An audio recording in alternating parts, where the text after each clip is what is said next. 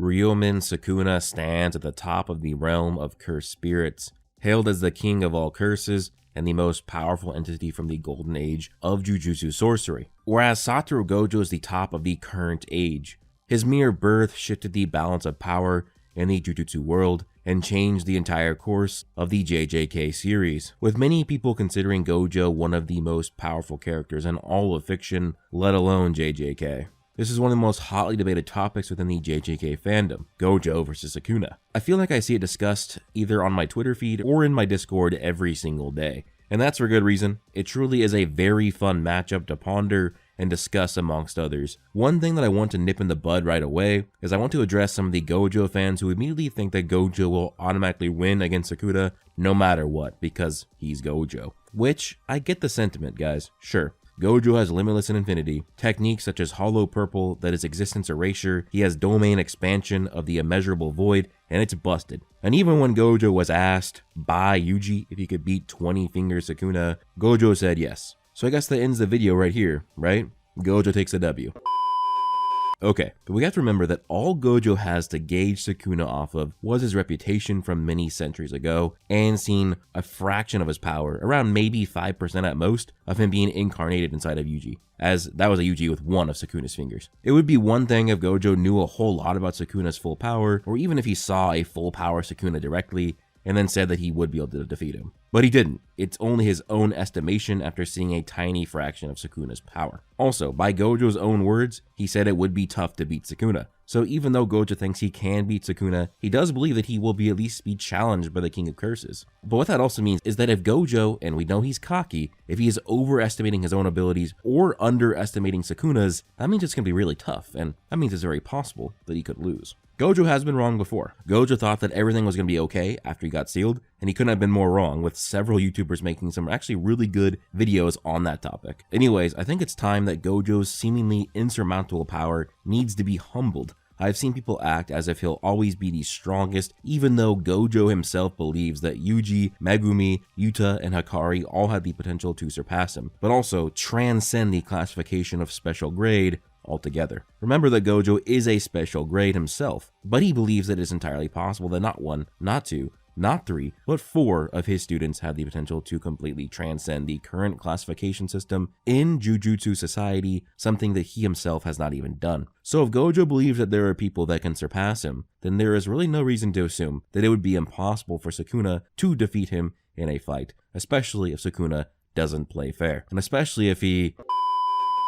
So, Jujutsu Kaisen manga spoiler warning here, pretty major spoilers, so yeah, if you don't want to be spoiled, don't watch from here on out. But if you're too interested now, well, can't help you. So actually, I've been thinking about this video and loosely outlining it for a couple months now, and I believed back then that Sukuna had a shot at defeating Gojo prior to him taking over Megumi's body. Now with Megumi's body, it gives Sukuna far more of a shot. But first, because of Gojo's reputation as being unbeatable, I think it's best to go over how he was defeated in the Shibuya arc, because it showed many of his weaknesses. Because I think that there are some people that are just going to think that Kenjaku's plan was just too perfect and it would be impossible to be replicated by Sukuna, for Sukuna to also use any sort of similar modalities in succeeding in defeating Gojo himself. But of course, I will be only focusing on the aspects that Sukuna can use in a 1v1 fight. Now, I will also talk about attack potency, speed, durability, all of that, but mainly I will go over speed later in the video because that could be really important. And I mean really important. But first, we actually do see that one of the ways that the special grade curses, Jogo and Hanami, and the cursed painting womb, Chozo, were able to press Gojo by using domain amplification. Domain amplification allows the user to enhance their cursed energy and take on the properties of a domain. If they choose not to use it in tandem with their cursed technique, they can actually use their domain amplification to cancel out the cursed techniques of their opponents. This allowed these special grade curses to actually cancel out Gojo's infinity. That makes sense because domain amplification is taking aspects of a domain expansion, which remember early in the series when Gojo fought Jogo, Jogo's own domain expansion allowed him to bypass Gojo's infinity. And we also get to see that domain amplification is compared to a simple domain, which simple domain allows one to create a sort of pocket domain that protects them from other domains. So yeah, simple domains or even domain amplifications are going to be a weakness for Gojo and even his infinity. Furthermore, one of Gojo's greatest weaknesses is if he's in an area with a lot of innocent people around. This acted as a pretty severe limiter to him in this fight, as it affected him both mentally but changed the very way that he had to fight the cursed spirits. And finally, we see that with Prison Realm, it is able to seal Gojo away. It both negates his cursed energy, basically shutting it off, but then also it seals him inside. What this shows is that Gojo is weak to forms of power nullification, sealing, and you could argue that he has a weakness to pocket realms, since he can't actually break out of the pocket realm within the prison with his own power. So that about wraps up some of the weaknesses that were outlined within Gojo's defeat in the Shibuya arc. So all we need is some possibilities that Sukuna could make use of these weaknesses, and then we can argue that he has a shot to defeat him. Now, I don't think I will need to go in detail in this video on Gojo's abilities. I've already done that in the past, and I think a lot of people are starting to really more so understand his powers because, you know, it's been like 2 years, I think, in our real time since he's been sealed away. So I think a lot of people have had the time to go back and, you know, read or watch and kind of get a good grasp of his powers. I'll be more so starting off with comparing their normal power scale, like their attack potency, their speed, their durability, because that's important to start with before getting into their actual abilities and how they would clash with each other. I think that Sukuna would be more than strong enough to have the amount of cursed energy, the cursed energy output, and physical prowess to withstand a sheer brawl with Gojo. And to get this out of the way, how Gege Akutami handles their power system when it comes to fights can be seen as pretty different compared to other series. Let's take Black Clover for example. There are of course many factors in Black Clover when it comes to who will win a fight. Physical strength, hacks, mana control, etc. But overall, the most important indicator of who will win in a fight in Black Clover is their level of magic power. It's similar-ish to Dragon Ball at its basis, but of course there's other factors, like I said, that do change it up. It's not always that the person with the most magic power wins, but it's just a huge indicator of how much of an advantage they have. Jujutsu Kaisen is very different, as it does seem that cursed energy isn't really the most important determiner of fights, though it still is very important. But for example, Base Yuta has more cursed energy than Gojo, but not only does he consider himself inferior to his sensei, but there are other statements that support that he's lesser than Gojo as well. Now, despite having more cursed energy than Gojo, Satoru has the 6 eyes technique that allows for him to have greater control of his own cursed energy than Yuta. Though I do believe that amount of cursed energy is a sign of potential, so this video will need to cover many aspects of the power system and not just simply go over who has the most amount of cursed energy, as that would not be nuanced enough and actually would not even provide even close to an accurate answer of who would win. Because if we went off of that, then we could argue that Yuta beats Gojo, but he doesn't. We already know that that is not actually how it would work in the series, even though Yuta has more cursed energy than him. I'm going to start by addressing some of the most common arguments I've seen when it comes to this debate and talking about why I kind of disagree or agree with them. First, I'm going to start with one of the most common arguments as to why people think that Sukuna can beat Gojo, even without Megumi's body. This is a really old one because it kind of started years ago. It's actually a pretty common one too, and I'll admit I was actually pretty accepting of it at first until I actually went and analyzed all of the evidence. This is the argument. Gojo tells Megumi in the past that a 10 Shadows user was able to actually kill a member of the Gojo clan that was just like Satoru. He had Limitless and he had the 6 eyes. Now, it was a tie, of course, because they both killed each other, but still, that's pretty crazy. And the point of him saying that was to further enhance Gojo's idea that Megumi could one day surpass him. Now, it is actually implied that the Shikigami that defeated the ancient Gojo that fought the ancient 10 Shadow user was Maharaga. This becomes very important for the scaling chain because if Maharaga can beat someone comparable to Gojo with the same abilities, then anyone who can beat Maharaga can beat Gojo. And we actually do see that 15-finger Sukuna does in fact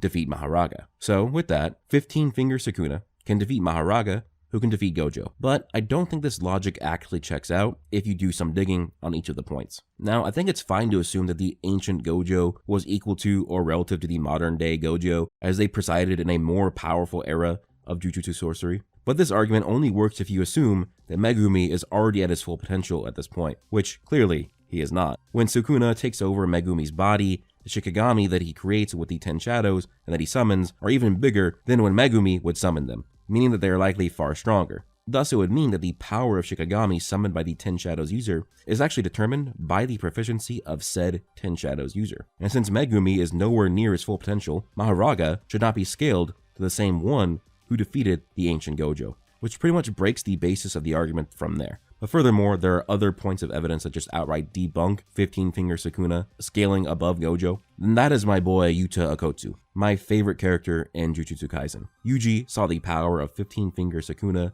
and even Sukuna's domain expansion, and he also directly fought a base Yuta. He didn't even get to see Yuta's full power, and yet he believed that if Sukuna were to take over his body, that Yuta would be able to kill him. Remember, he didn't get to see a serious Yuta and Rika tag team, he didn't see Yuta put on his ring that resonates him and Rika's power to their full potential, and he didn't see a domain expansion from Yuta. So if Yuta, while not at full power, can defeat 15-finger Sukuna, and Yuta at full power is still below Gojo, then it's absolutely not the case that 15-finger Sukuna scales to Gojo. Actually, it'd be that Gojo would clap 15-finger Sukuna. And also, if you actually look at how Sukuna defeated Maharaga, he knew all about Maharaga and how he worked. Also, Sukuna likely had more things to throw at Maharaga than the ancient Gojo. Though you could argue that both ancient Gojo and the current one could use the 6 eyes to determine Maharaga's abilities and weaknesses, but still, Sukuna only defeated a weaker Maharaga, and the Yuta scaling and statement just completely debunks that Maharaga was scaled to the same one that defeated the ancient Gojo. Now, Sukuna would enact his plan of taking over Megumi's body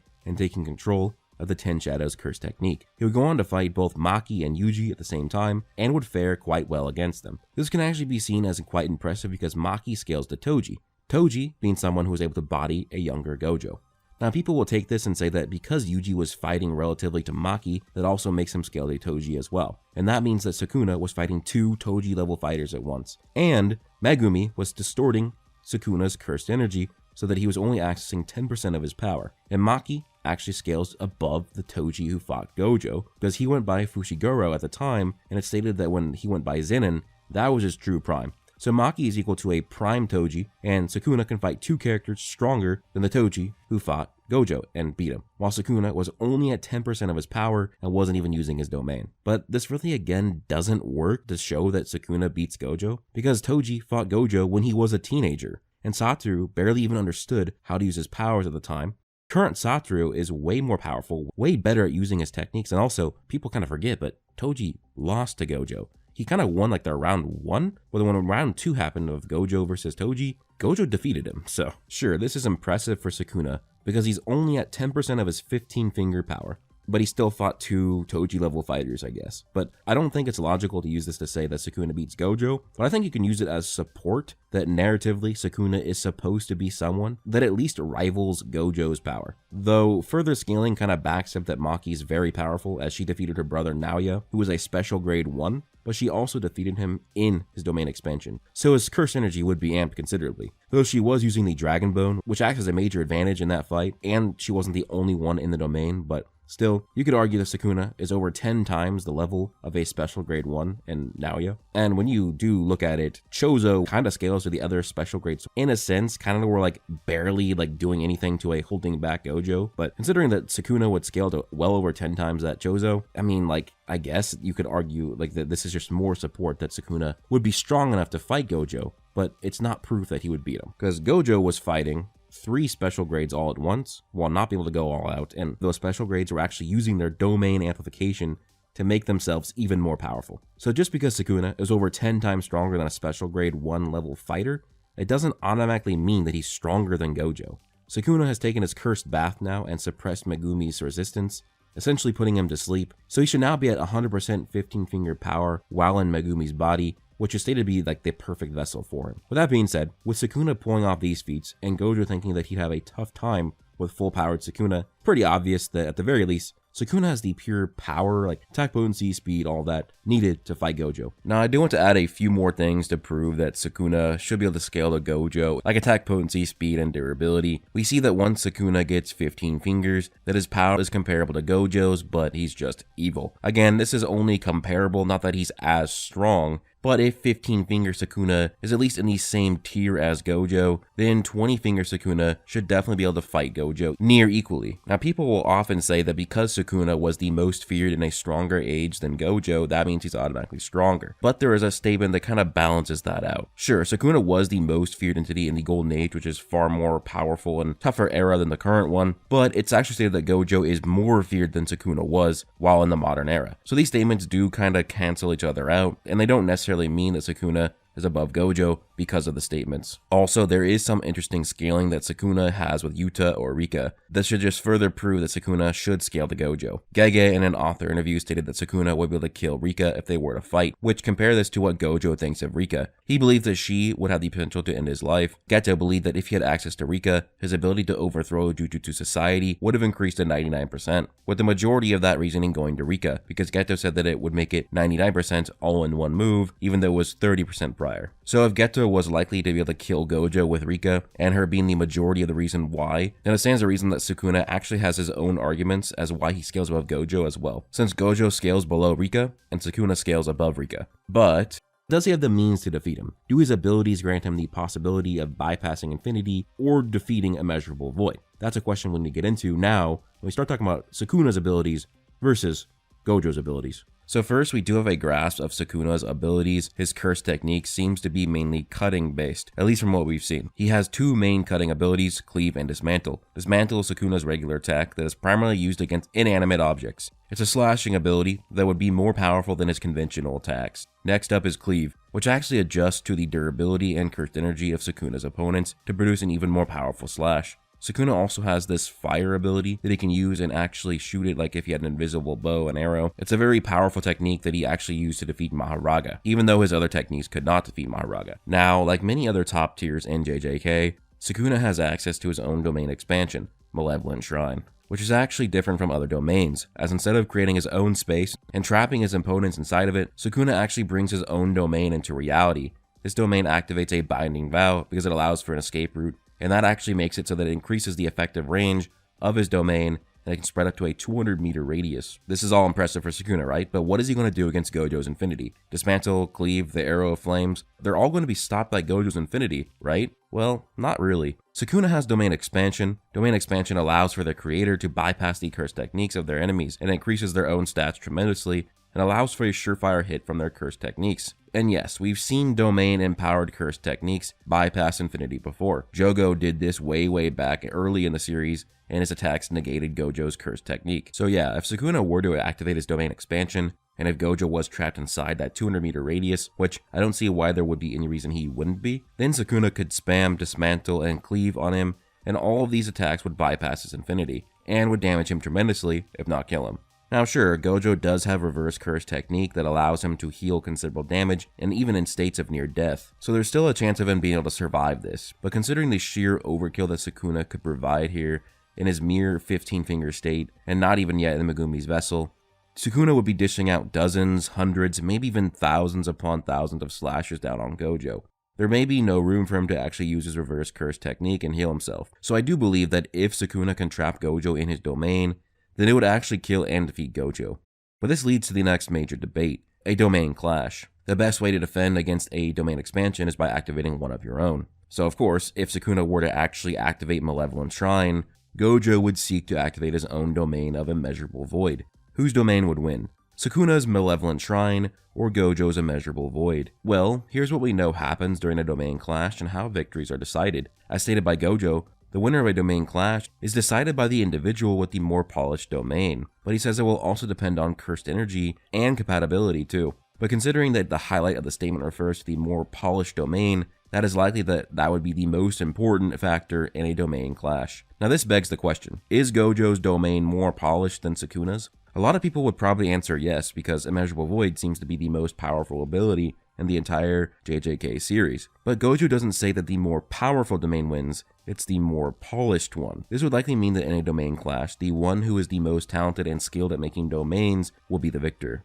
though you could use the other factors as qualifiers. For example, let's take some hypothetical Jujutsu sorcerer, who is just the best at making domain expansions. Domain expansions is all that they work on every single day, and they have a lot of experience with it. Let's say that they are the best at making domains in all of Jujutsu. But also let's say that they're low on the Jujutsu grading system. Maybe they're grade 3 or 2, and they have a low amount of curse energy and curse energy output. While they would have the more polished domain, they still likely wouldn't win out because the curse energy difference would be far too different with Gojo. But we know that Sukuna and Gojo's curse energy is likely comparable. In this instance, it likely comes down to the more polished one, which likely would be Sukuna's domain. We know that Sukuna is incredibly talented at making domains. This is mentioned by the narrator when he activates a Malevolent Shrine. It's stated and compared with that cursed users making regular expansions are like an artist painting on a canvas, whereas characters like Sukuna, who bring their domain into the real world, are like an artist painting a masterpiece on air. It's a divine technique. Considering we're yet to see Gojo use a domain like Sukuna's, it actually likely means that Sukuna's domain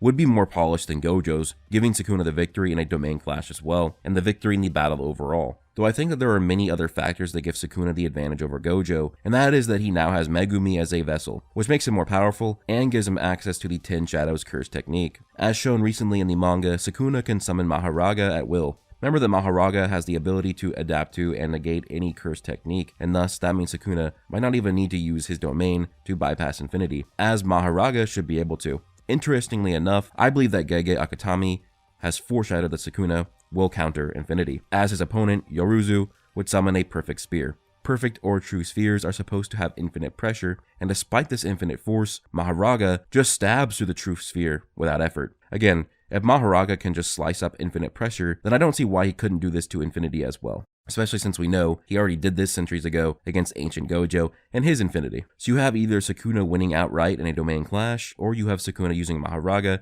to neg infinity and giving Sukuna the W. But there are other ways that Sukuna can win. Sukuna should be able to use domain amplification, and considering that the special grades who are far weaker than Gojo could press against infinity, then Sukuna would likely be able to use amplification to tag Gojo and damage him as well. But on top of all of this, it might be that Sukuna is just too strong for Gojo. Strong enough to the point where he might not even need his abilities to defeat him. Consider this, Gojo thought he was going to have a tough time against Sukuna, but there are many factors that could make a big difference, as it was actually stated that each of Sukuna's fingers were actually growing stronger by the day, which makes me believe that in terms of cursed energy output, if a regular Sukuna was going to be a little tough for Gojo, a Sukuna who had been amped for days upon days would probably surpass Gojo at that point. On top of this, Gojo's deduction was based on Sukuna and Yuji's body. Now he's in Megumi's body, which is a better vessel for Sukuna. Now you might think it doesn't matter how much stronger or faster Sukuna is than Gojo. If he doesn't use his hacks abilities, then infinity is stopping his attacks. But this is not necessarily true. We actually have some statements that support this, as in this page, it's actually shown that infinity needs to distinguish what is or isn't a threat to Gojo by analyzing multiple factors like cursed energy, mass, shape, speed, etc. Gojo went from doing this manually to doing it automatically, but automatically does not mean instantaneously. It just means that it's doing it self-automated. It's doing it itself. But this also means that there is a sorting process for infinity, and we can really only scale that sorting process to some level above Gojo's perception speed. If Sukuna with the passive amps and being stronger in Megumi's body is far faster than Gojo, then he may end up becoming too fast for the infinity to even recognize Sukuna as a threat. With that being said, I think there's a lot more evidence that right now Sukuna will defeat Gojo if Gojo does get unsealed and he fights Sukuna. Whether Sukuna gets more fingers or not, I think right now he would win, and it might be a tough fight. But if he gets 20 fingers on top of what he has now, then it's probably not even going to be close. Unless if Gojo gets some sort of power up in the meantime. Maybe he's been training to get stronger while in the prison realm. With that being said though, please let me know your thoughts on this video down below. Who do you got in a fight, Sukuna or Gojo? Now I'm actually really hyped for this fight. I think this will be a very amazing fight. Might even end up being the best fight in all of JJK. I would not be surprised. But yeah, let me know your thoughts down below. Please leave a like if you did enjoy, comment your thoughts, and subscribe. Turn on notifications, join my Discord. Also, please comment down below any other JJK videos you want me to make. With that being said, hope you guys all have an amazing day. Peace out.